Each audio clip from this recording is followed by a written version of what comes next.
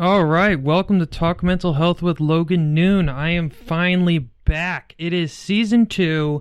I have taken a nice 3-month hiatus. I have missed the podcast dearly. Unfortunately, I have been studying this whole time for my boards, which I passed. I'm super happy to say that I passed. And then I suffered what I like to call a boards hangover, and that's really what today's episode is going to be all about. I initially planned on starting the podcast like the day after I took my boards, and of course that's not how it went down. So I'm finally back. I got a great episode for you today with my close friend Maycee. We're going to be talking about exactly that, what this last few months of our life has been like dealing with boards. I really think you guys are going to like that. I think it's going to be insightful to this wild, crazy experience that we went through. And also, I have more exciting news. If you want to support the podcast, if you want to learn more about what it's like to be a medical student, me and my close friend Richard actually wrote a book. And what this book is like, it's called Imperfect Balance. You can find it on Amazon. It's also, you can find links in my Instagram to get to the page. We wrote a book essentially highlighting 10 of the best stories of the podcast in the first season. They're all about first-year medical students who deal with a wide variety of behavioral health conditions, ranging from, of course, my story of bipolar disorder to depression, postpartum depression, OCD, sexual trauma, ADHD. It's really a wild collection of stories, and all of us are really making it work, though, in medical school and being successful medical students.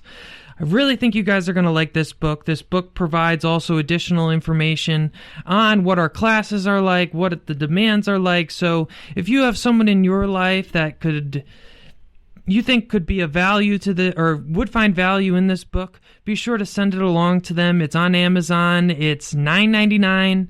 So nice, easy way to give them a gift, to learn about medical school, and also a great way to support me in this podcast because, of course, hosting and all my microphones is not free. So without further ado, let's dive into this episode with my great friend Maycee, The Boards Hangover. All right, we have to start out with a cheers. That's how all... Okay. To coffee. Cheers. Whatever. Okay, so we are here, start of Season 2 of Talk Mental Health with Logan Noone. Thank you for being the first guest of Season 2. Of course, I'm excited. Post-boards test podcast. I think I'm going to call this, the Boards Hangover podcast. I like it. Figuratively hungover. We'll work on that working title. But I still have had so much trouble even motivating myself to do anything, and I took that test about a month ago. Yeah. Both tests about a month ago. It is really hard. And part of it, I think, is also just getting into this new groove of out of the classroom into the clinics, finding what we're doing. But then at the end of the day, I do not want to study. Yeah. So I guess we should let the listeners know, who you are. So you're essentially in the same shoes as me, third-year med student. We took our tests, the USMLE and COMLEX, in June, and we'll kind of explain to the listeners what all these crazy acronyms mean. You'll hear us probably say a lot of acronyms today. This episode is probably best suited for probably medical students or people who want to go to medical school who know what boards are and what boards entails. But, if you're someone who is married to someone who's in med school or a good friend, this episode will serve as a good episode on what their experience is like studying for boards. I was telling you this before the podcast. I think studying for boards was probably the worst period of my life and the most depressed, most anxious I've ever been, outside of going to the psych ward, my manic episode, and my crazy depression for 2 years, the most severe portion of it. But outside of that period, this last 6 months sucked. Yeah. Would you agree? I would definitely agree. It was definitely one of the most trying, mentally periods of my life. And physically. I feel like I've gained some weight just putting that off. And, but just, it's a mental game. I really feel like it challenges you mentally if you can keep studying that long every day and then hoping it pays off. Yeah. Just messes with you. Yeah, and I definitely I think I put on about 20 pounds since the beginning of 2019. Yep. And a lot of that was, I think, towards, I would make excuses on why I couldn't eat well or exercise. I'd be like, oh, well, I need to study, I need to this. So I would not cook meals. I would go to Taco Bell and other stupid things like that. I would be studying late into the night. Mm-hmm. And so me personally, I would have like a beer or two with studying quite frequently. So I put on quite a bit of weight. And then I would go to the gym and like say I would study at the gym, and normally I wouldn't even really study, or I would barely even work out. So it was just bad. Just all bad. Yeah, it was bad. I had the same experience because I feel like even though we know better, we know that it's good for us to go to the gym. We know it's good to eat healthy. It's the first things to go when we start getting stressed. And when we think, I just need to study longer, I can't make dinner. I need to study for a few more hours, do 20 more questions, not going to the gym, you know? Yeah. It's so stupid. I mean, I felt taxing on like every part of my life. Like I had less time with my wife, less time doing fun things. My sleep was really negatively impacted. I slept like shit. You know, just I would sleep like 5 hours a night, I feel like most of the time. And I would try to go to bed a little earlier, but my mind would just be so preoccupied half the time with the test, like reviewing old material while I was trying to wind down, that I just like, I could not sleep. Or your dreams are the stuff you've just been studying, so you feel like you're still thinking and not actually sleeping. That happened to me a lot. It was terrible. I mean, there was, I think around about April or so, I actually went in to talk to my psychiatric nurse practitioner. Oh, really? Because I was just so anxious all the time. I was really irritable, and like I was having a hard time almost with like my temper. Just everything was annoying me. Thank God my wife is just so understanding and super cool. But my psychiatric nurse practitioner actually bumped up my dosage of my valproic acid a little bit. Oh, really? Because we were just kind of so worried, and she thought like the stress of boards, and she says it's very normal for people with bipolar disorder. The stress of boards like kind of threw me off a little. And so I ended up taking a little bit more dosage than normal for a little while, and then like there were some insurance changes, so then I didn't. But that's a different story. Yeah. But it was just, this last 6 months was terrible, and I don't know any other way to describe it. We're going to try to at least tell some good stories today. I think the people listening who are like a year behind us, who are just thinking about boards, can hopefully apply this and maybe redo the next year of their life a little better than maybe me and you did. Yeah, hopefully. Yeah. Hopefully we can help. So I guess let's take this back we'll take this kind of chronologically. So listeners, we're going to go over like the start of board season, dealing with the school curriculum and the studying for the board curriculum, what it was like taking the practice tests like the weeks before the real test, and then really kind of like committing to a test date and almost like, in a sense, like taking like a gamble on it, being the situation that me and you were both in. So we'll talk about that a little bit. And then we'll try to give advice to any future students that, hopefully we can just make it a little bit easier on you. I know a lot of the advice that we read online was certainly helpful, but it seems that a lot of the advice is from students that are like just hardcore studiers. They're doing super well. It's not like school isn't hard to them. They're complaining that they're in the 75th percentile. They want to be in the 90th, and it's like hard for me to relate to that. Okay, so Maycee, why don't you take us like 6 months ago, so January 2019. I think the first decision that students are dealing with, at least osteopathic students like us, is whether we take both sets of boards or just one. So can you explain like what that means and what you ended up doing? Yeah, so back in kind of December for me, Christmas break is when I really started thinking about it, and I am interested in internal medicine, and that's kind of what's always been on my mind. So I know that is, you don't need the USMLE probably for that, but So what's the USMLE again that we keep referring to? The USMLE is the board examinations that MD students take. And as DO students, we take something called a COMLEX. And sometimes we call them Step 1, which is USMLE, or Level 1, which is COMLEX. It's just the first part of the board exam all medical students take. And so DO students have to take the COMLEX always. But then it's a choice if we decide to take the USMLE. And a lot of students historically have decided to take that because it, quotation marks here, opens up more doors for more residency programs. This past year, they merged the residencies. So now DOs and MDs can all apply to the same programs. And so it's kind of been a question of, do we still take both board exams? And that's a question everyone kind of had to decide for themselves.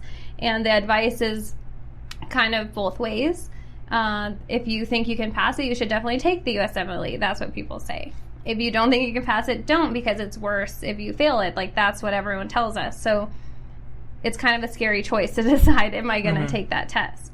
And part of me, I honestly think, was pride that I said, I think I can pass that test. I want to take it. So I decided I wanted to start studying for both. And I also thought, well, if it does open up more doors, then I want more doors open to me. So those are kind of my two motivating factors, that if I think I can pass it, which I thought I could pass it, and if it's going to allow me to apply to more residencies, that seems like a good thing. So that was kind of my decision making, decided I would start studying for both. So I bought Cram Fighter, which is like a web program that you can buy, and it has all of the resources that medical students would be using to study for the boards. And so you can choose your time frames, you can choose your resources, and it builds a schedule for you. And I thought, well, that might help me stay on track, and it would help me go kind of systematically through everything I would need to study for the next 6 months. So I did that. I set it up. I used Boards and Beyond, Pathoma, Sketchy. These are all, everything I'm listing are very medical resources that all medical students know what they are. Sorry, listeners, if you don't. Be happy that you don't know what they are, actually. They're just kind of the high-yield, like, lecture videos that you need to know to pass the boards, essentially. So I had all of the things, and I built this Cram Fighter around those. I had a few question banks. I used UWorld, and I used ComBank, and then a little bit of Kaplan, because that was provided from the school. And so once the second semester started, it became more challenging than when I was just on Christmas break, kind of leisurely studying, because now we had systems, and we had clinical skills, and we had our osteopathic manipulation therapy classes we had to also go to. But then after that, I had 15 things on my Cram Fighter list that I had to study for boards, as did anyone who had some kind of schedule they were following. And so that got to be very challenging, because I also was kind of the student that I was doing okay in my systems classes up until this point, and I wanted to keep doing that, even though all we have to do is get a 70%. I wanted to keep doing as well as I could, and so that time balance was a struggle for me. They say that studying for boards is studying, or studying for systems is studying for boards, and partially I'm not so sure that's partially true. Yeah. Well, let's talk then about, so Cram Fighter is just essentially like a service that can help you make a schedule to study for boards, long story short. And one thing I felt about studying for boards, it's like, I feel we as medical students were such like vulnerable consumers, I guess is the right way to describe it. Because we're all so nervous about this test that we're willing to shell out a lot of money for additional resources. Everybody buys UWorld, which is like the best question bank there is, even if you take only the osteopathic sets of tests. I remember I bought like a Conquest Q bank, and that was it. Kind of for, I guess I bought a Pixarize, which is this other like imaging thing. But we all shell out so much money that's on top of our tuition, which is already a lot of money. just for this damn sets of boards. And I felt that we did kind of get taken advantage of by a lot of these boards companies. And I actually think Cram Fighter, I mean, I didn't use it, and I kind of probably made fun of a lot of you people for it, because I felt it was the biggest ripoff of all of them. Because I at least knew that if I were to use Cram Fighter, I know I would have gotten behind, and it would have just caused me so much anxiety. Because I set up like a schedule, and it was pretty easy to follow, and I had to adjust that schedule maybe 8 times. Yeah. Because I would always bite off more than I could actually chew. And so would you suggest other people use Cram Fighter, or was it something that looking back you're like, I did not need that? I still do like that I used it, because it did give me some kind of structure where I otherwise would have felt like I was just randomly doing things. Okay. I like that I could just choose I wanted to read this many pages, watch this many videos, and it would tell me. But yeah, I would have 45 overdue items sometimes, and that would create anxiety. Mm-hmm. I don't know if I would have still had that anxiety had I made my own schedule, or, mm-hmm. I just feel like there was no way to stay on top of what we had to do. The one thing that me and our friend, my study partner, noticed about Cram Fighter is that it was so nice to check the boxes that sometimes I think we were not really getting that information into our head, but we were just kind of trying to get it done so we could check the box, because then it would say, great job, keep it up, and you could check off your overdue items or the items that were due that day. And as I got closer to the test, I was like, geez, I think I started caring more about checking those boxes than actually learning that material. So that would be a trap I would say be careful with. But I do like that it kind of gave me some direction each day. Yeah. Because I felt very overwhelmed and lost going into board studying. I didn't know how I was going to manage reviewing all of what we've just learned, up until that point. Yeah, it's terrifying. And, I guess before we kind of talk about that, what I want to just talk about real quick is, taking the both sets of boards. I was kind of one of those people who didn't decide until very late that I wanted to take both sets of boards. And, I'm interested in psychiatry. I didn't think it was necessarily something I had to do. But I just thought about my future career when I know I was going to run into somebody who would say, well, you're just a DO kind of thing. Mm-hmm. And I wanted to be able to say to their face, like, hey, I took the exact same board test as you and passed. Mm-hmm. So I thought about, yes, of course, it will open more doors, but whatever. I kind of look at our training as we do our residency wherever, and then we get to pick wherever we want to live. It won't be that bad. Mm-hmm. But I always know that I will run into that person. So that was highly motivating for me to decide to take 2 tests, because I didn't want to invest in so much time and so much money into our medical education when, these 2 tests are different at the end of the day. One of them has, of course, the osteopathic stuff, like manipulative stuff, which I have mixed feelings about, to put lightly.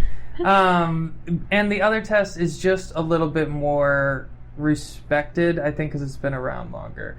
Mm-hmm. So I remember very vividly our dean sent out an email like, oh, these 2 tests are now theoretically on paper supposed to be equivalent. And even the dean in his own words said, in practice, though, this might not be reality kind of thing. And I just look at all these program directors who are probably, in their late 60s or whatever. They've been practicing medicine for quite some time. If they look at kind of us, like me and you, new age students, they might not take us as serious. So I still think it's in everyone's best interest to at least plan on taking both. Mm-hmm. Because I realized that because I didn't start studying for the USMLE, the MD test, until super late, I think I was kind of behind the game. But as soon as I did, everything else went up better. Like, I was training for the harder competition. Mm-hmm. So I ended up doing better than maybe I originally would have done. Yeah. Okay, so you were starting to talk about, now let's, I guess, talk about like February and March of this past year and kind of the mental health challenges that second year med students go through. And I think all of us kind of deal with the fact that we're having to deal with our regular school curriculum, but also trying to teach us all the materials that we need for boards. And, you know, you would think from the outsider's perspective, like, oh, isn't that just the same thing? Like, medicine is medicine, the human body is whatever, endocrinology is endocrinology, but it's really, really not. The school curriculum sometimes can be highly favoritized by what the teacher's preferences are, whatever they may be. And then the board material is sometimes a little bit broader, not as in-depth, sometimes deals with just different stuff, but it's at least a little bit more universal, it seems like. So how did you handle that challenge of trying to study both and succeed in both boards and the school? So I kind of took an attitude where I said, okay, studying for this system I'm doing now, which, what did we even do in January and February? Endocrine? OBGYN? I have no idea. So they all mixed together. Okay, I blacked out. I have no idea. know. So whatever system we were doing, I was like, well, I have to learn this. It's the first time we're being exposed to this. So I do feel like I want to take this seriously. And so I did put in, you know, I went to lecture because I usually always went to lecture. So I try to keep doing that because it got me out of bed in the morning. It got me out of my house. You were one of those kids. I know. I was one of those. Yeah.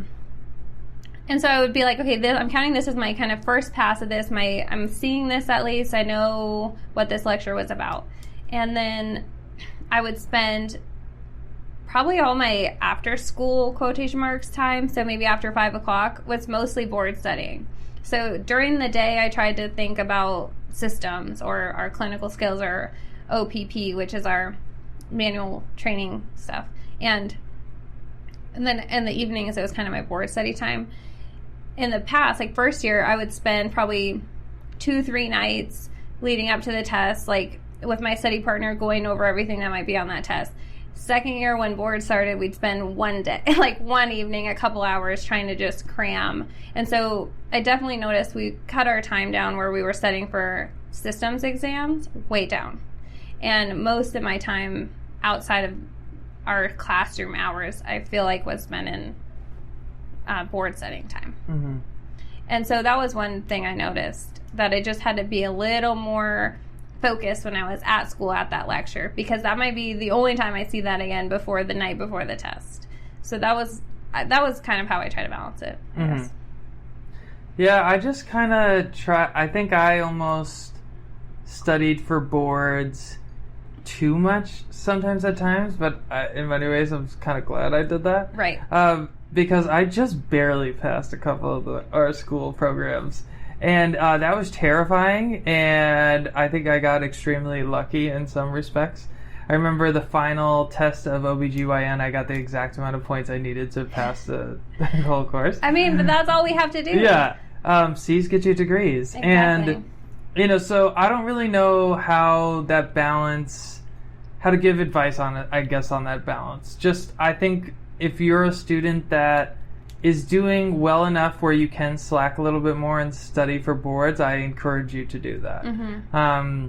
Just because the boards is such a different large animal that it doesn't really compare to the MCAT or like SATs or anything like that. It's just so obscure and so vast. Mm-hmm. That, yeah, it was just terrible. I do wish school catered a little bit more towards prepping for boards. I don't know if our school was a little different than other programs that might have been maybe more board prepping curriculum style programs. Mm-hmm. I hear like the Caribbean schools are very into kind of just prepping for boards. Oh, that's interesting. I don't know. I guess maybe they do that because, you know, Caribbean schools maybe have a harder time getting into residencies. Yeah. So they're like, well, at least if our students have higher board scores. I don't know. That's just a theory that I'm throwing out there. I mean, and I also just think like a school, I know that all osteopathic schools, they want their students to do well. Mm-hmm. I get that. And I think their gut feeling is always initially like, okay, well, let's give the students more lecture time, more interaction with professors, and that will lead to more higher board scores. Like if we just teach them more, they'll mm-hmm. smarter. More quizzes, they'll get smarter. When in contrast, it's probably like if we had more freedom, if we had more dedicated study time, like I think I might have been able to do a little bit better on boards. And other schools out there, like if we look at University of Washington, which is the other probably closest school to us, at least one of the closest medical schools to us. I'm pretty sure, and of course, internet, don't quote me on this, but I think, don't they have like a 2 or 3 month dedicated study period? They have more than us. That's really all I'm comfortable admitting to, but I don't know the exact number, but they have more than us. Well, I guess we should describe to the listeners that don't know, like what is dedicated study time that we keep talking about? So dedicated study time would mean our classes have ended. So all of our requirements or our responsibilities on campus and with our school have ended, and now we have just our own time. Kind of like now we're on summer break, except summer break we're going to be studying for boards all day, every day, until whenever we choose to schedule our exam. But you might just have heard me say whenever we choose to take our exam, but that's not exactly true because we have to be at our orientation for rotations the week before, or the last week of June, right? So the last week of June, you have to be at your site, wherever you're going to be doing rotations, ready to do orientation. So you can't, unless you're choosing to kind of defer some of your rotations, you have that end time limit where if you're moving, you have to factor in when are you going to move. And so our classes ended May 17th. Yeah. Our last thing we had to do is May 17th. So that really gave everybody maybe a month to 5 weeks. And you even had less than that. Yeah. And so, if some of us chose to take it even earlier, if we wanted, or if we had something coming up that summer, or we wanted a break or whatever. So 4 weeks to maybe 5 was the max someone would have if they were planning on starting rotations July 1st. Yeah. Which is not very much time to study for what people say is the most important thing to determine where you're going to go to residency. Yeah. And like my buddy he was one of my groomsmen at my wedding, I tried to like mimic what he did exactly. And he had, I think, 6 or 8 weeks of dedicated study time. I only had 4.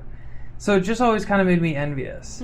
And so I guess another thing though, before we kind of talk about like the practice tests and stuff, is like how to develop a study plan. And I guess and one thing I realized I did incorrectly over these past 4 months is I emulated students that did extremely well on the test, and that's how I prepped to study for the test, but I also wish I kind of added in like a Logan Noone realistic factor. Yeah. Because for instance, I was really into, and I think you used it, you did use it, Anki, the flashcard software. And so I was trying to use this flashcard software, which my buddy Dan, he taught me everything, how it works. Really good for memorizing all these obscure details that we have to know. So Dan used a deck that was like 30,000 cards large. Oh, yeah, just massive. And like spending 4 hours a day, 5 hours a day doing these flashcards. And he, succeeded, did extremely, extremely well on his board exams, like top 5%, like crazy, crazy good.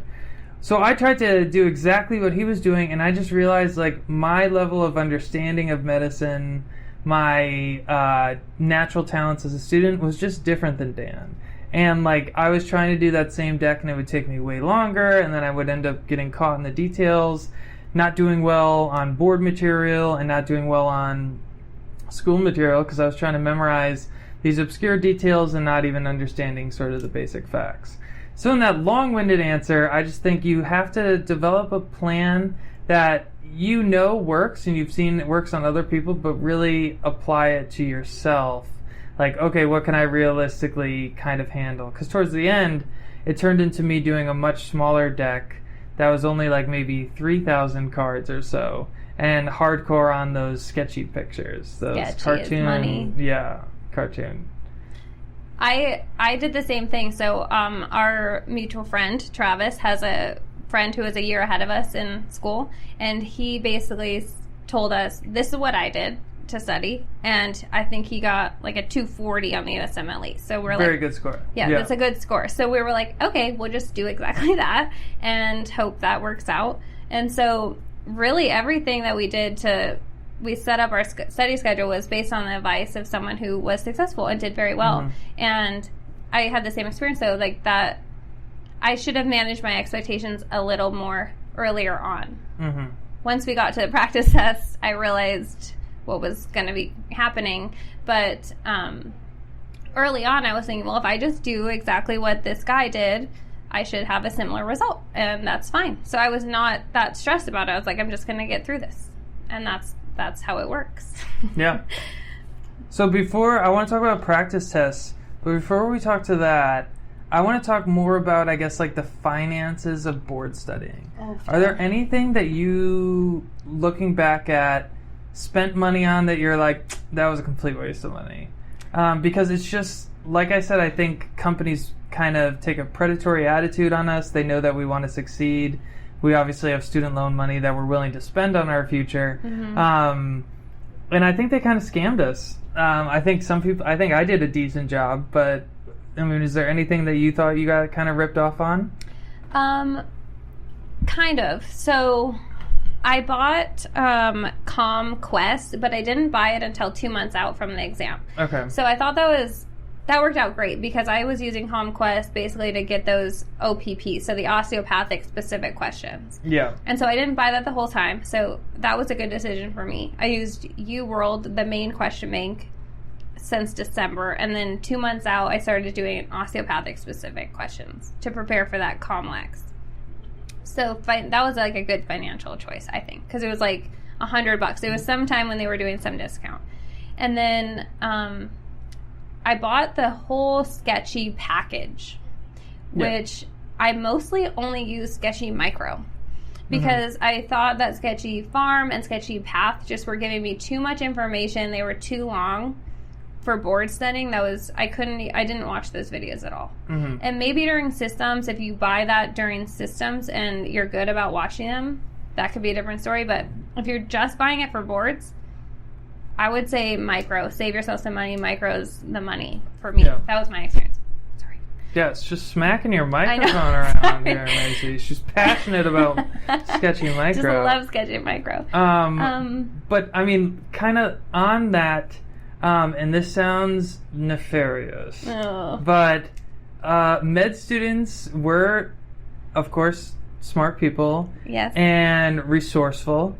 And there's a great online community of medical students, of course. So,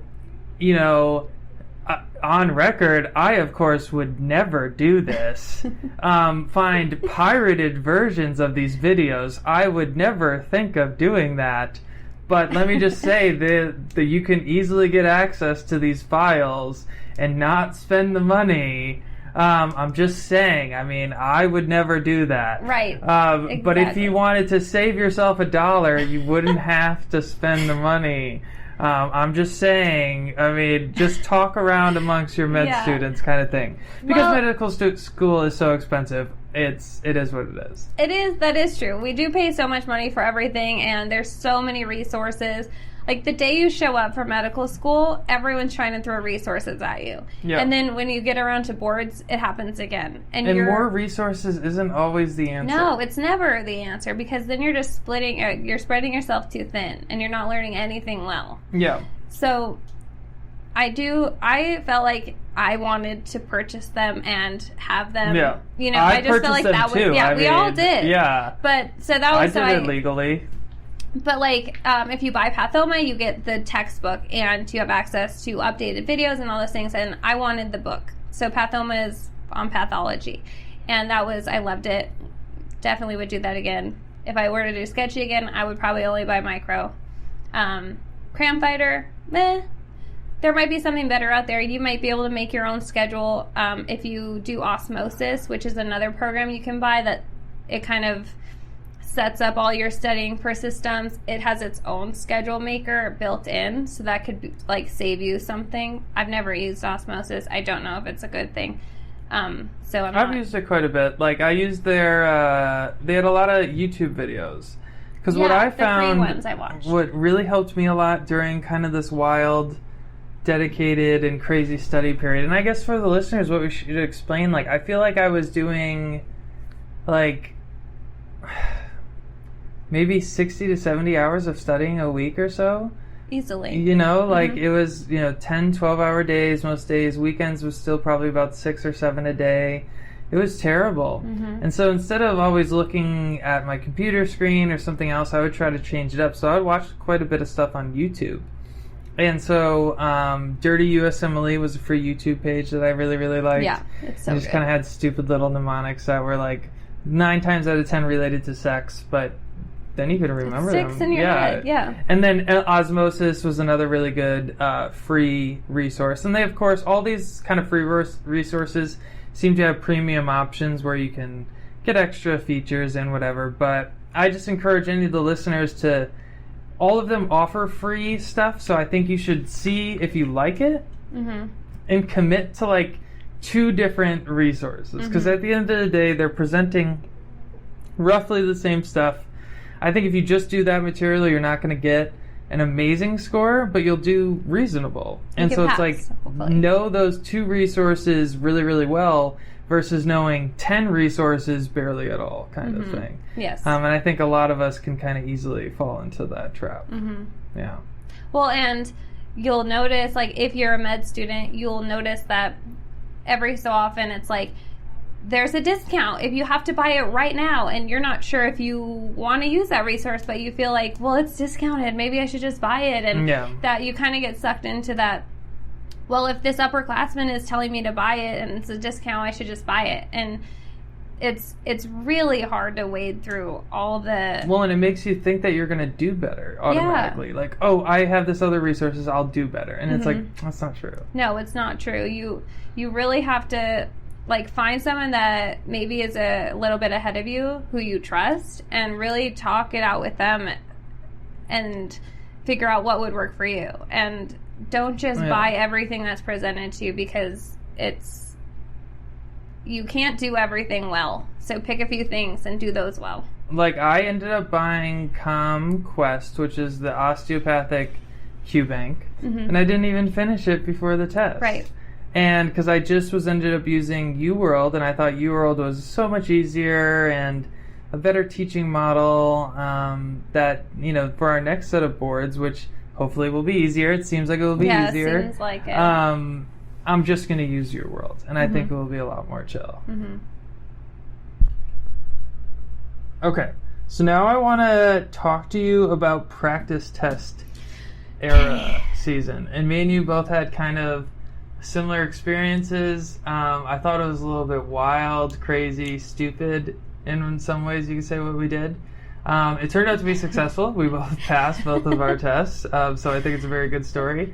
And I think it's a story that also you don't hear that much, because at least once it comes to practice season, practice test season that is, you can go on these websites like Reddit and Student Doctor Network and find all these like online articles, blogs, whatever you want to use, community of people online talking about, okay, I got this on the various practice tests, this is what I got on the real exam, so if you are taking these practice tests, this is kind of where you'll stack up, kind of thing.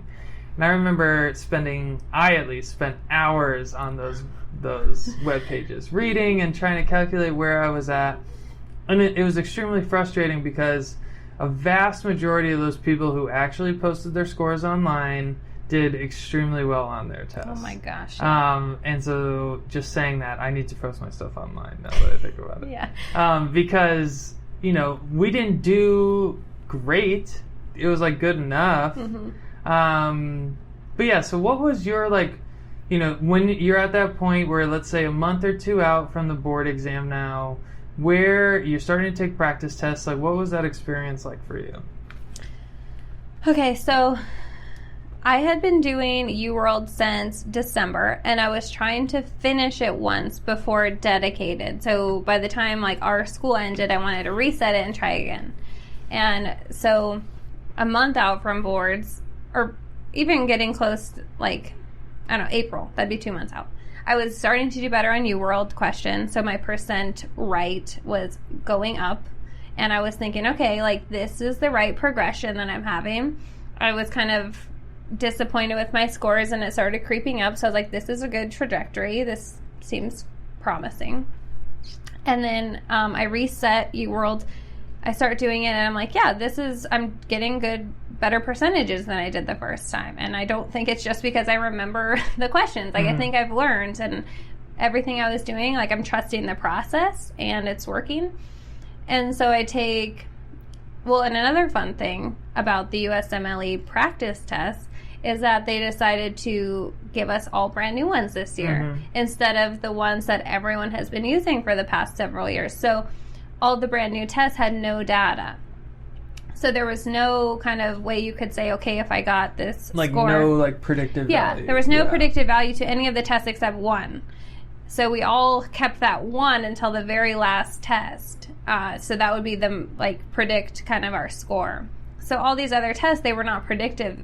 So we'd take the test and be like, okay, I don't know what to do with this information. It wasn't good, but I'm also a month out, and I think that's okay that it wasn't good.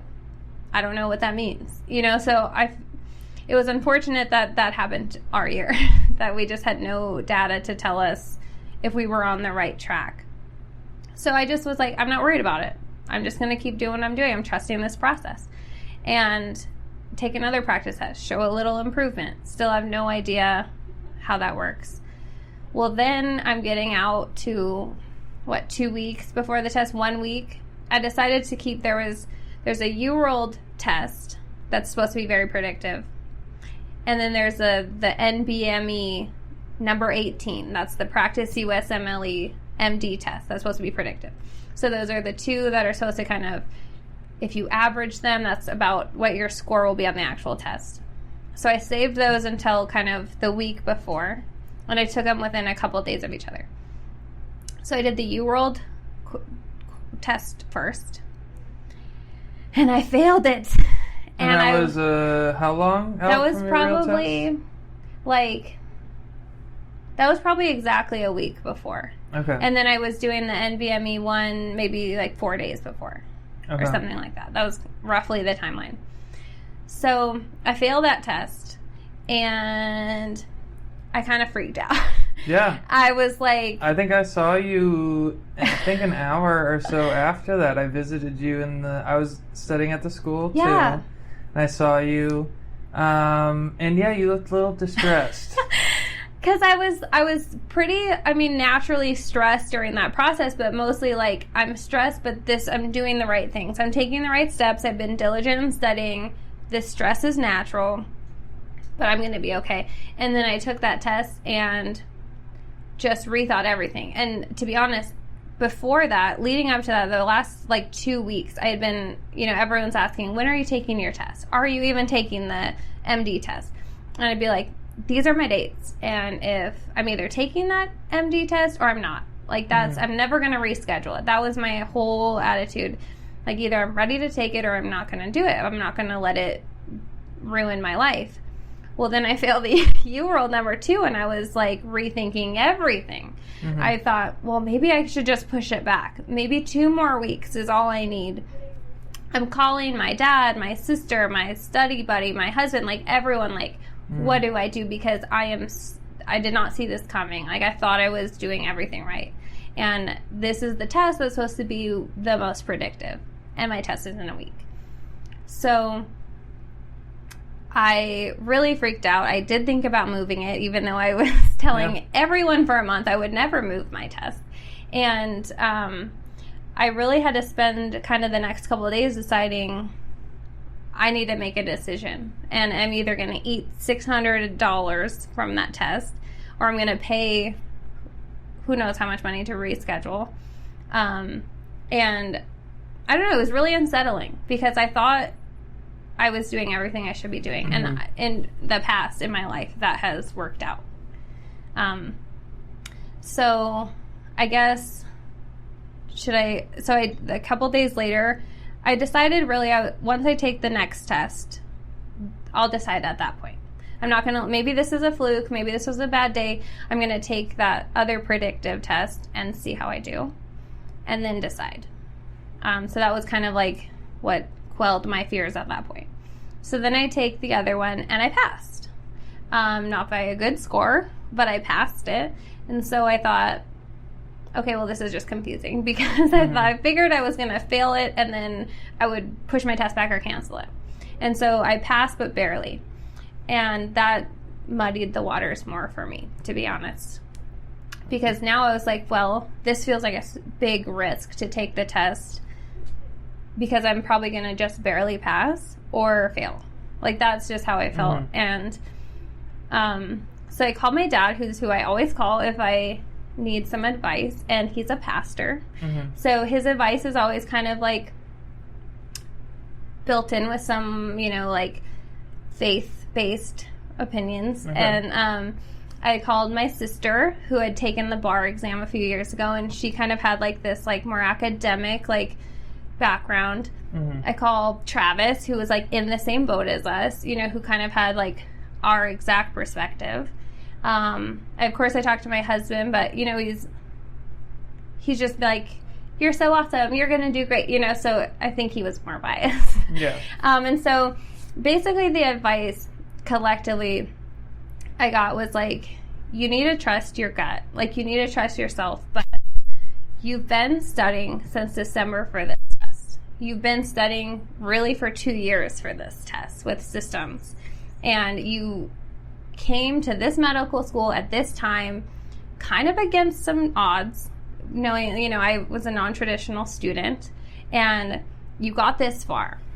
So you have a choice to make, like, trust that you have been doing the right thing, and you're here for a reason, and you can do this, or don't take it and wonder. Don't wonder, could I have passed it, or did I just close a door for myself, or, so they kind of were like, in the past, you've taken tests and you've done well on them, and you've risen to the occasion, and maybe these tests weren't the score you wanted, but on the real test day, you might show up, in a bigger way than you did today, because you knew that was a practice.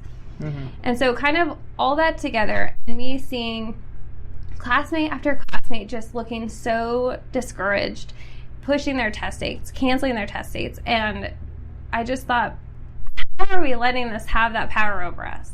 How are we letting it just run our lives right now and let us be so miserable and so, I don't know. I was like, this test cannot have that kind of power. Like, I have so much more skill and talent and people skills than this one test is going to show. And I think even if this goes poorly, I can prove myself in the clinic. I can take step 2 or level 2 and show improvement. And so, like, I'm not going to be afraid of this test. And that's not to put down anyone who didn't take the test, or that's a very personal decision that people had to make. So I took the test. I passed, but I did not get a great score on the USMLE. But I passed, and, I really kind of, by not doing well in those practices, I kind of did manage my expectations. And, like, I'm like, I'm probably not going to knock it out of the park, but I think I can pass, and I think I can do better than these practice tests are suggesting. So I decided just to go for it, and, last week or 2 weeks ago or something, I got my score, and I passed, and Oh, there you go. It worked out for me, and that's not to say that it would be that for everybody. There's no guarantee. Yeah. But it's still, you got to commend yourself for all the hard work that you did. And one thing I think that's very cool and awesome about your story and experience, it's like, so I remember I saw you, it probably was even like an hour or so after you finished that practicing test that you failed. And I knew you had this really amazing vacation scheduled with your husband, where you were visiting your niece and nephew and sister in Disney World and like Orlando Studios, right? And you've been planning this for, I don't know how long. I've heard you talk about it for a very long time. And that day, it seemed like you were strongly considering canceling the vacation or somehow trying to study while on vacation. I don't know. It just seemed all bad. And so I really like what you say, how, like, I'm going to let this test dictate a lot of my life, but not 100% of my life. And it's like, I've given so much of my life to this test. It's like, in hearing your story, it kind of sounds like, okay, what would another week, how much would that really improve my score? Because I kind of tried to take a similar attitude too, because like a week before my exam, I think we flip-flopped which predictive exam we failed. Yeah. And I failed the other one. But I remember the two most predictive tests, I did respectable on one and failed the other. So same thing, I was freaking out. I called everybody closest to me. What should I do? You know, is this stupid for me to take this?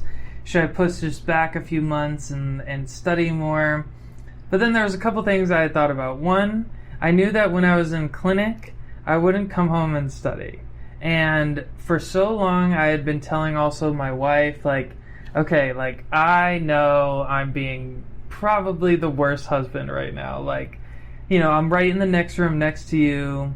But it's not like we're hanging out. Like, I'm yelling at you, like, turn the TV down. Like, I need to study. Like, I can still hear this through my headphones. Like, God damn it. You know, like, being such a piece of shit. Just so annoying. And, like, thank God she tolerated me. And, you know, I always kept telling her, like, okay, once July comes, I'll be around on weekends. I'll be much more loving, give you more time, all this stuff. So I kind of had that in the back of my head. Like, same thing. Like you, like I wanted to commit to this date and just kind of stick to it. But then on the other side, I kind of thought a lot about how, you know, one thing we haven't said is like when you take a practice test, that's not free. Like you pay like $60 or so every practice test. And I think that there's 5 for the MD, 6 or so for the MD test, and maybe another 5 or 6 for the DO test. But it's still not free endeavors. Right. And so I kind of looked at every one of those companies as predatory towards medical students like us, that they wanted us to buy preferably every single practice test. So why wouldn't those testing companies, and even if there was a national testing company, sort of underpredict you, because that would show the consumer, us, oh, like shit, like I need to buy another one. I need to do another practice test. So I kind of kept thinking that. I was like, okay, I think that they're maybe slightly underpredicting me. Maybe that was all like just kind of horse shit, but that's at least what I told myself to convince myself to really take that exam, because my practice exams, like I started to see a steady incline, and then I had one really bad test right at the end. Maybe it was just like a bad day, like you said, but it was awful. But I ended up passing both the USMLE and COMLEX. The USMLE, I got a score that was right around sort of where my predictive was. It was a little bit lower than that one last predictive test.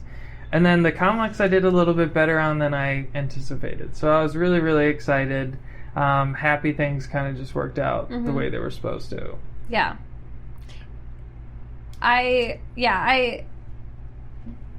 The whole experience was I just started getting angry kind of at the end when I didn't do so well in those practice tests. And I was thinking, how is this not enough? Like, how is what I've been doing not enough to pass this test? And how is all my classmates who I'm seeing here day in and day out at the school, or, you know, they're posting on Instagram that they're studying early in the morning, late at night, how is this not enough to pass the test? And why do we have to keep paying $60 every time and just get defeated? And you're taking new world questions, and, you know, when you start out, you're getting such low percentage. You're like, did I learn anything the past year and a half? And it's just such a discouraging process and a time of our life. And I just had enough, you know, like, so did you. And like you said, I had this vacation where I was going to get to be with my whole family for a month. I planned it kind of as this light at the end of a tunnel at boards, and I really did consider either not going or studying while I was there and pushing my test afterwards. And I thought, you know, I just want to go be with my family, and I just want to see my nephews when they're little, like in awe of Disney World and Harry Potter World, and I didn't want med school to take that away from me and this board exam to take that away from me. So I thought, I believe what I've done is enough, and I'm going to trust myself and trust this process. and trust a higher power that I believe in, that not everyone does, that this is the right time for me to take the test. And so I did, and I got to go on vacation with my family, and I came back to start rotations refreshed, and it was totally the right choice for me. And I didn't get the board scores that I maybe would have wanted in a perfect world, but I also don't think that that's the end of the world. Like, I think I can show myself, prove myself in other ways, and I'm still going to get a residency, knock on wood. Yeah. You will. You will. I think that we give some of the stuff too much power, and the advice we get from everybody who's gone before us is always the same. And I think we need to change that conversation a little bit, because it doesn't have to be that way. Mm-hmm. I think committing to a test date is the most, like, simplistic and easiest thing, though, to try to implement. Like, just go all in for one test date that you think will work for your schedule. You know, I heard some students, I remember, that kind of changed their test if they were taking it, like, insanely early. But, you know, I think it's really smart to give yourself at least, like, a week or so break of just chill time. I remember I ended up taking my test as late as you possibly could, and I didn't really I think I took my test the day before orientation, the COMLEX. And, like, I know those days before, those maybe additional 5 days or so of study time that I had on you, like, it didn't really help me all that much. Like, I think if I just, in the grand scheme, like, picked a set test date, gave myself 5 days or so of relaxation time, and then started orientation, I think I'm sure it wouldn't have made that much of a difference in my score at the end of the day. And I liked another thing you said, like, not giving this test too much power. Like, I understand residencies, boards is maybe the most important thing that they look at, but it's also not the only thing that they look at. There's a lot of other things that go into this weird equation when they try to match you. But this brings me to, I guess, to the next topic that I wanted to kind of almost finish on here, and I think hopefully we're now kind of getting in the end of it. But the quote-unquote boards hangover. Yeah. So what we're describing here is, like, okay, boards. Essentially, this is the first episode of the podcast that I've done since boards have occurred. And it's, July 28th? So I took, like, a month off. I thought I was going to be able to do a podcast episode, like, 5 days after it. Like, I was just over it. You know, I ended up, like, having no motivation. Like, I just wanted to chill, like, go golfing, be with my wife, go on a bicycle, go, like, drive around. I ended up getting a new car, like, doing all these kind of stupid things in a sense, but I just needed almost some me time this past month before I could do anything. Like, so what was your boards hangover like? Well, so I took my last board exam on June 10th, and I went on vacation on June 16th. So those few days in between, I think I literally watched Netflix and maybe, like, packed slowly. Went to Florida with my family, and then I came back just in time for orientation. And so most of my, like, immediate boards hangover time was, like, busy running around Disney World, and it was awesome. But then once I started, like, orientation and rotations, it's been such a struggle to pick up a book or do a question bank. Yeah. And I tried to even be so proactive by buying a couple books, getting on top of a question bank. But it's so hard at the end of the day to do that, because I feel like for at least 6 months of our life, probably since December, you know, we've been studying for boards and school and then just boards.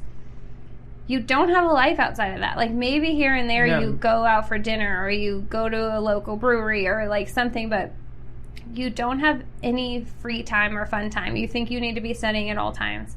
And so to start doing this and to be in a hospital or in a clinic, wherever we are currently rotating, it just feels like we have our life back, and I'm not ready to, like, give that up again to studying when I come home, even though we have to take an exam at the end of every rotation. So you and I have a test in a week and a half. Yeah. And it's been so hard to actually prepare for that. And I mean, they say being on your rotation is partly studying, but no, that's not enough. I say whatever. I don't believe that at all. So I know I've been trying to do stuff here and there And I do feel so much better just about life. I feel like our lives are back, and it's fun to finally put some of our knowledge to the test and into real life. But I am still like, it is effort to go home and say, I actually have to do minimum 20 questions. Yeah. Read 10 pages of this book because you will fail the test. Like, you're not done with studying. I have to remind myself and that. So I guess for the listeners, so I'm right now in my pediatric rotation. Maycee is in her internal med. So at the end of our rotations, we have to take, it's called a shelf exam or a COMLEX exam, whatever. We have to take some big exam. That's yours will, of course, be on internal. Mine will be on pediatrics, and you have to take that to pass the rotation. And so, just talking about this, though, it makes me think about how I think rotations, it's in some ways easier, but some ways it's just so much different than studying for the boards test that, most of my day is still probably right now spent observing, and I'm just sort of getting the feel for things. I kind of do things a little bit. But I still come home exhausted because it's so new. Like, I want to put on my best face and, like, be very professional with these doctors that I'm trying to impress. So I remember we had a lot of professors say, like, I highly discourage you from trying or attempting to take your test in the midst of rotations. Unless you have to. If there's a failure and, you're obligated to, it's whatever, then fine. But I agree with that statement. Like, I don't think it's a good idea to take, like, the USMLE or something during your clinical rotations. Because it's a question that a lot of people talk about. Like, okay, should I take COMLEX this summer and USMLE later? Like, it's possible, certainly, but it's just really tiring after a day of clinics. And I know me personally, I wouldn't really study, I don't think, all that well. You'd have to block out maybe 4 solid weeks or something where you're not rotating, which maybe that's what some people are doing. But yeah, for me, and you don't know your schedule. Like, for me, I'm scheduled to be at the hospital 7 a.m. to 7 p.m. every day. That doesn't give me very much time in the evenings where I'm not too tired to study. In next rotation, maybe I'll have way more time, but you just never know what your schedule is going to be at that time, or even what your order of rotations are going to be until May, I think we found out. So it's hard to kind of plan on taking it late because it is very hard to study after you've come home from a day on the wards. So how does your mental health compare? Let's talk about just sort of generally, like, during dedicated, a month before dedicated or so, to your mental health now. Like, what is the differences? So kind of halfway through second semester, I went to a doctor because I was having heart palpitations and I wasn't sleeping, and I was like, something's wrong. And they were like, you're probably anxious. It's probably anxiety. And I was like, oh, good point. It's probably anxiety. But there's, what am I supposed to do about that? I couldn't correct that until I took the test in June. And so I kind of had to, I talked to you. You told me I had to do some, like, meditation or some. Did you actually I do did. That? Okay. I did some of that. I watched, like, a few of the videos you sent me. And did you watch them once, or did you try to do it? I watched them, like, a couple of times, but then I did something else where you, like, close your eyes and tense your muscles. Oh, yeah. I did that a few times. So I did try to keep it, on the forefront, especially if it was like a time. It's called a body scan. Yeah, it was great. Yeah. Yeah. So I was trying to, like, be a little bit more mindful because I was having such trouble with, like, I thought I was, having some kind of heart failure, who knows. But so I was not in a good place. I was just stressed. I'm feeling like a complete failure all the time. Like, I'm so discouraged. Take the test. Still don't think I knocked it out of the park. So not feeling great. Once I found out that I passed, I was like, kind of a weight lifted off. Like, okay, it wasn't the score I wanted, but I passed and I can move on from this finally. And now first of all, I was interested in internal medicine, and now I'm rotating in internal medicine, and I love it. So it is fun to see that something I thought I would like, I do actually like, and it's fun to just be in the middle of it. So I like going to work every day, even though it's long hours. I feel like I'm learning all the time and not being made to feel like an idiot, and that was something I was really afraid of. So I feel like my mental health is like, went from like, I don't know if you can even do this on a scale of 1 to 10, maybe from like a 4 to a 9. Like, I just feel great. I feel like... Well, and socially, you know, like, your husband works a similar schedule. Yeah. Mm-hmm. We get to actually hang out. We went on a hike yesterday. You know, we did a workout this morning. Like, I just feel like our life is back.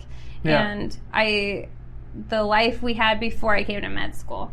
And so it just feels very freeing, and I'm happy. Yeah, I mean, I think during my dedicated time, why it felt so bad, and it reminded me a lot of when I was super depressed, was, you know, I know you had a study buddy and you were kind of good about that. Mm-hmm. I'm super talkative, so I don't like studying with people because I always ruin it.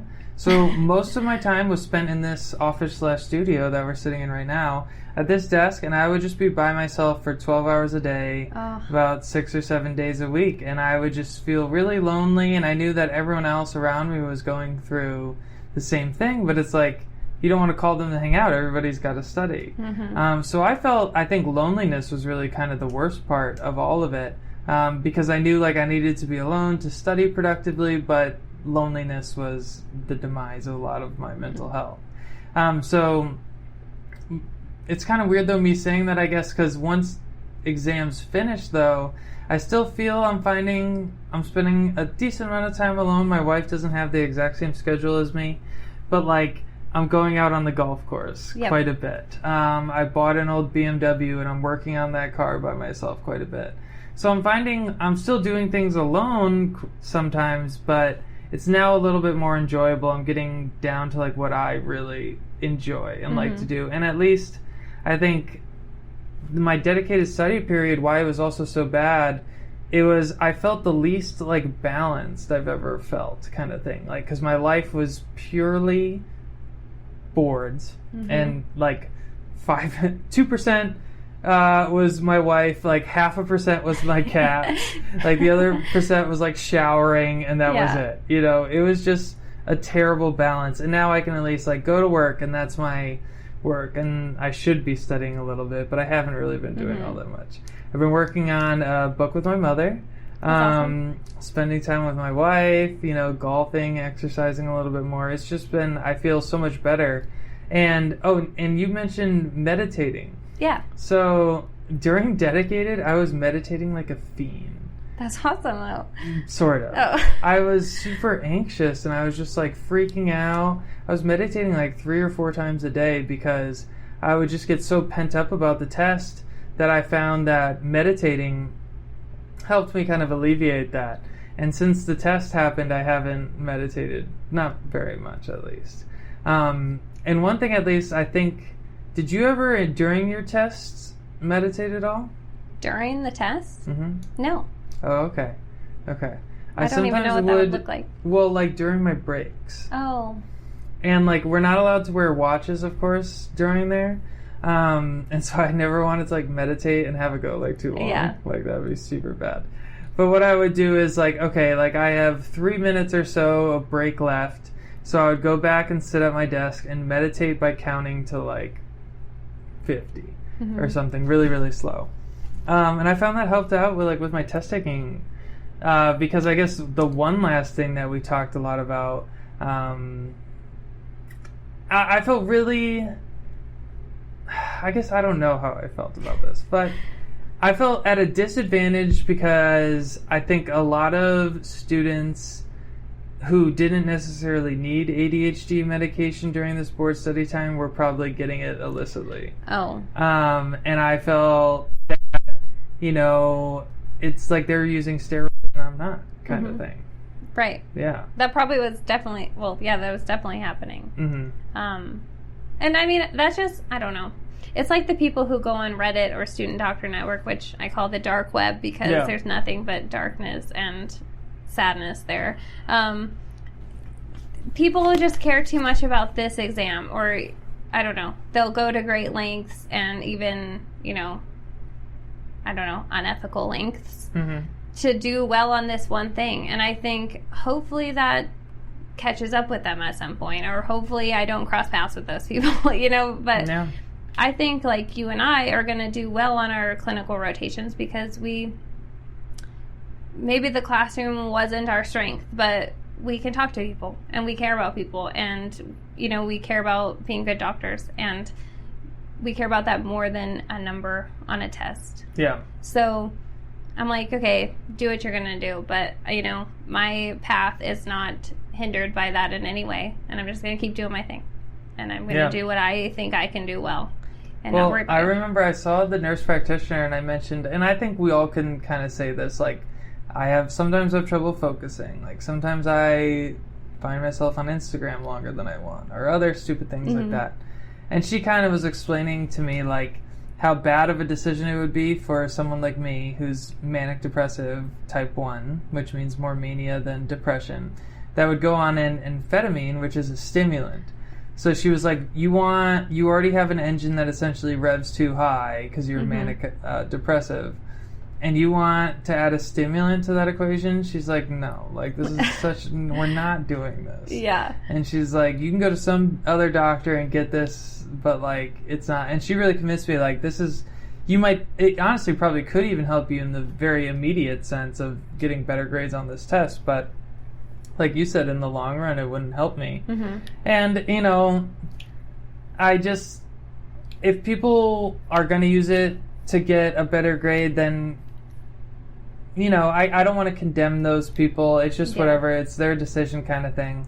But I almost wish that the higher-ups realize that they're creating a test that forces students to have these kind of thoughts and these decisions. And it's like so much rides on this test.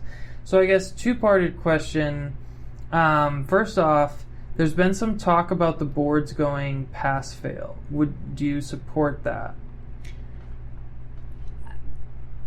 I guess I don't know, because I think if they make it pass-fail, something else is going to matter the most. And then that thing is going to be what drives us all crazy. I don't know what that thing would be. So, in a sense, yeah, it'd be great if it was pass-fail, but I also they probably need some way to rank us more than just interviews, because they can't interview everybody. I just wish there would be a kind of a change in attitude that it's like, this test is important, but it's not the most important. Like, we also care about how you do on rotations. We also care about how you interview with us. We care about how you did in class. Like, I wish it was just a more balanced evaluation rather than everyone telling us the day we show up, your COMLEX and your USMLE are the number one thing residencies care about. Yeah.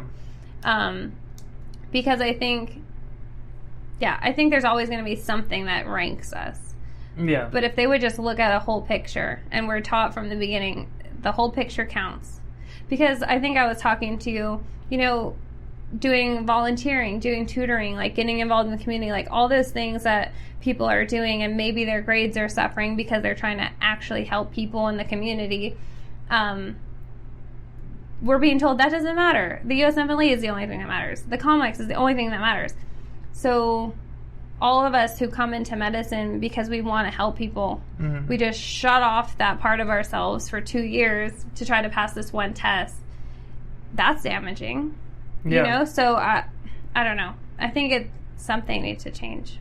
Yeah, I agree with you. I don't think pass-fail is the way to go. I don't think we should shy away from competition. Like, I remember I read an article about pass-fail boards, and it's like, okay, and it was this one guy who ran, I think it was a neurosurgery program or something like that. And he was like, I already have 5,000 applications or something. Maybe it wasn't that much, but I have like 30 spots or something. It was probably, but he was like, how am I supposed to do that if I can't rank these people, kind of thing. Like, I need some means. So I think ranking isn't bad, but my problem is, like, I just see, we've both been in clinic now 4 weeks. And there's such a disconnect from board step 1 to clinical medicine. And, like, I just don't understand, like, why am I getting tested on? And I know sometimes our professors say it's not a memorization test, which is bullshit. And because, like, you definitely have to memorize some stuff. I don't understand why our test isn't, like what it's going to be like in real life, especially a real life that's 2019. Here's a patient. You have access to the internet to answer the question. It's very complicated and challenging. you have 5 minutes to give me a diagnosis of what you think it is. Rather than right now, okay, it's 60 seconds, kind of you know it or you don't, it seems like. Yeah. And sometimes you can think through it, but I just think that would be a better representation of what being a doctor is really like, rather than right now it seems like a very intellectual, I don't know. I think I've taken enough shots to the head that I have no memorization left. Right. Very little, at least, compared to some of my colleagues. Mm-hmm. I don't know. Yeah. Well, and I feel like half the things we learn on the board exam, if we see a patient at the hospital, I'm like, oh, that must be this. And my doctor just shakes his head at me like, no, it's never that. Yeah. I'm like, that's the only things we learn on the board exam is these zebras. And so in real life, I'm like, oh, it's just pneumonia. It's always pneumonia. I need to stop suggesting the bizarre things that I just studied for 6 months. But I don't know. So let's, we're coming up, we're a little past an hour. Let's think about, I guess, like, I'm going to release this episode in the next week-ish or whatever. So we're going to try to be talking to students starting their second year. So, like, thinking back about a year ago, what things do you think, if you heard them, would have been helpful in this crazy process of, like, boards? I think if you're going to take the USMLE, something I did was I underestimated the biochemistry. Mm-hmm. So if you want to take the USMLE, I would care about that. Biochem, know that stuff, and, like, care about the details. Because I thought, that little detail's not important, and it was always important. But then as far as, I'm not mad at myself for taking systems seriously during second year. Like, I managed to kind of keep the same grades in systems as I did first year. And that's, I would say learn your systems, and that worked for me because that kind of complemented how I was board studying, even though at times it felt like it was taking away. For the most part, I liked that I paid attention and took those seriously. That might not be for everybody, but that would just be my thing. Tutoring, if you're interested in being someone who I liked tutoring because it made me take a couple hours. Being a tutor. Yeah. Okay. Being a tutor as a second year helps you kind of take a couple hours out of the day and revisit some of the topics that maybe you haven't got to in your board studying or wouldn't have got to. So I did it all through the year. I didn't quit during, I think, respiratory is the last. I appreciated doing that because I think it kind of made me revisit cardio more often or respiratory. So if you're kind of on the fence about tutoring, I would say it's not necessarily a bad thing. It's kind of good review. Little extra money, very little money. Don't buy everything just because it's on sale. Find somebody you trust who's gone ahead of you and talk it out with them and decide what you would want to buy, because it does add up. And third year, same thing. Fourth year is very expensive. So it never goes away. You have to be judicious with what you decide to purchase. And yeah. So what do you think, though, you could have, what advice and what lessons did you learn just from sort of a mental health perspective on boards, on how it was so bad, but what things do you think you learned that at least at the end maybe that helped out, or advice moving forward? I liked having kind of a partner to go through it with and kind of keep each other accountable, to encourage each other. We kind of had a running competition on how many questions have you gotten through. And it was kind of motivating, and it almost made the process a little better to know, constantly reminded someone else is as miserable as we are. My class, this kind of sucks, but then we'd meet up every now and then and kind of this is stuff that I pulled out from my studying that I thought was interesting. Then he would do the same thing. And so I would say if you're someone who can tolerate a study buddy, or you've had one in the past year, stick with them. Keep each other accountable and keep each other kind of encouraged, because it can be lonely, like you said, and it can be just discouraging. And to just be hey, that's awesome. You just did so well on that test. Or, good job for only having 20 overdue. I have 30 overdue. Just like the little celebrations that it's nice for someone else to acknowledge what you're doing and who can understand what you're going through. I feel like that was really helpful for me. Yeah. Yeah. Well, I guess, so one thing I want to talk about then, leaving off, so I want to split my advice into, academic versus mental health sort of advice for the past year.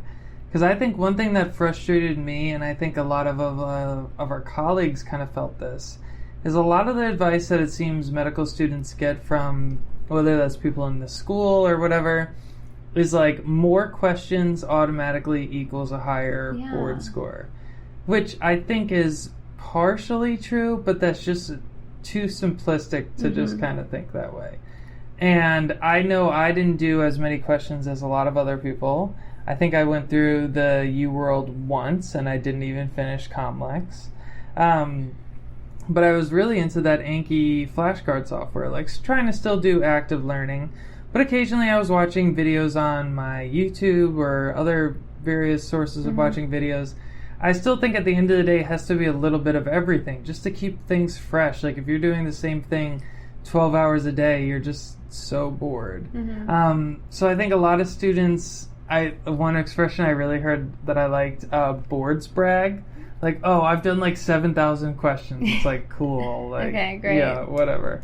So I just think, it's not, this is a very challenging test. Don't think of it as so simplistic as, okay, if I do 20,000 questions, I will get this score. It's probably not. No, you need to actually learn the question. Yeah, it needs to be a little bit more diverse than that. And so that would be one of my academic advice. We kind of talked about not biting off more than you can chew, and looking at a study plan of someone who succeeded, but making sure you can still apply that study plan to your own life. Because I tried to do the student who was an amazing student and me who barely scraped by med school kind of thing. And then from a mental health standpoint, kind of like you said, I liked giving myself little rewards. So especially once it got towards the practice test sort of time, I would take only one practice test a week, but every time I took a practice test a full length, I would go play a round of golf right after, That's awesome. No matter what.